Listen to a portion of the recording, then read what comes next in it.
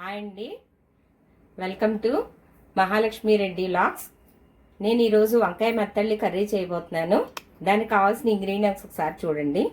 పావు కేజీ వంకాయలు సరిపడా ఒక 50 గ్రాముల మెత్తళ్ళు, ఒక 2 మిడిల్ సైజ్ ఉల్లిపాయలు కట్ చేసి పెట్టుకోవాలి, ఒక 5 పచ్చిమిర్చి, 3 రెమ్మలు కరివేపాకు, ఒక చిన్న సైజు టమాటాలు 2, కొద్దిగా కొత్తిమీర. ముందుగా స్టవ్ వెలిగించుకొని కళాయి పెట్టుకొని కర్రీకి సరిపడా ఆయిల్ వేసుకోవాలి. మీకు ఎంత సరిపోతుందో అంత వేసుకోండి. ఎక్కువ వేసినా చప్పదనం వస్తుంది కాబట్టి నేను కర్రీకి సరిపడా ఆయిల్ వేసుకున్నాను. అంటే 3 టేబుల్ స్పూన్స్ వేసుకోండి ఆయిల్. ఇప్పుడు ఆయిల్ ఈటెక్కిన తర్వాత మెత్తళ్ళు ముందుగా ఫ్రై చేసుకోవాలి.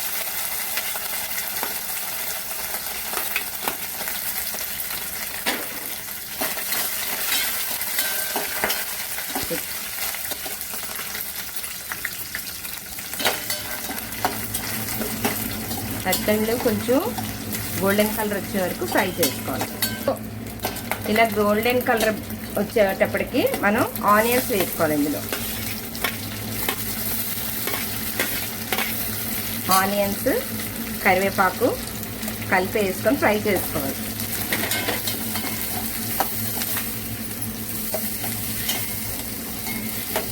ఉల్లిపాయలు త్వరగా ఫ్రై అవ్వడానికి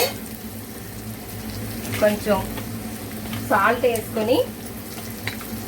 వేసుకుంటే త్వరగా ఉల్లిపాయలు వేగిపోతాయి ఫాస్ట్గా. ఇప్పుడు గోల్డెన్ కలర్ వచ్చిందో లేదో చూసుకుని, ఈ గోల్డెన్ కలర్తో వేగిన తర్వాత ఉల్లిపాయ ముక్కలు ఇప్పుడు టమాటా వేసుకోవాలి.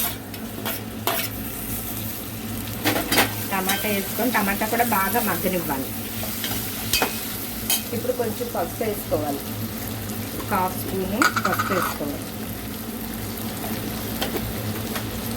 1/2 స్పూన్ పసుపు వేసుకొని శుభ్రంగా కలిపిన తర్వాత టమాటా మగ్గే వరకు కొంచెంసేపు మూత పెట్టి మగ్గనివ్వాలి.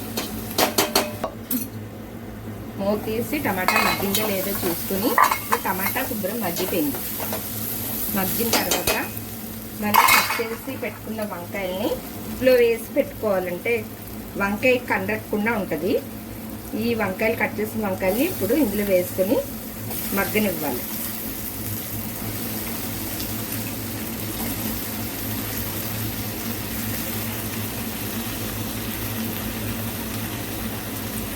వంకాయలు వేసిన తర్వాత గరిటె పెడితే వంకాయ కండ్రెక్కుతుంది. ఇలా కుదిపిన తర్వాత గరిటె పెట్టకుండా కారుతోని కుదిపిన తర్వాత కొంచెంసేపు మగ్గనిచ్చే వరకు మూత పెట్టుకోవాలి. ఒక 10 నిమిషాలు తీసుకున్న తర్వాత నేను ఒకసారి అంతా కలుపుకొని, వంకాయ అంతా మగ్గిపోయిందండి. ఇలా మగ్గిన తర్వాత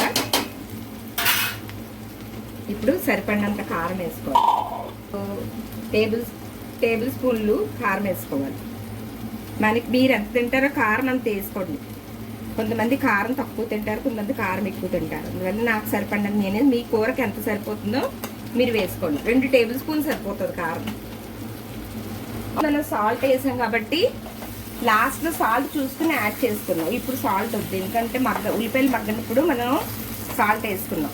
అప్పుడు చూసుకుని సాల్ట్ యాడ్ చేసుకోవచ్చు. ఇప్పుడు ఒకసారి వేసిన తర్వాత ఒకసారి అంతా